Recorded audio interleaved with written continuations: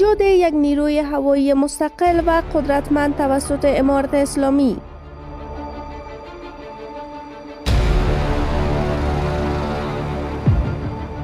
سرپرست وزارت دفاع ملی در مراسم پرواز طیاره‌های ترمیم شده توسط انجینیران داخلی افغانستان اشتراک نموده است.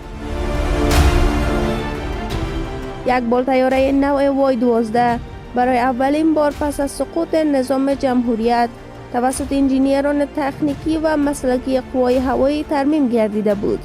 روز گذشته در حضور داشت مولوی محمد یعقوب مجاهد، سرپرست وزارت دفاع ملی، از سوی پیلوتان مسلکی موفقانه به پرواز درآمد و همچنان یک بال هلیکوپتر نوع MD-530 که کار ترمیم آن از سوی انجینیران تکنیکی و مسلکی آغاز گردیده بود نیز موفقانه پرواز نمود.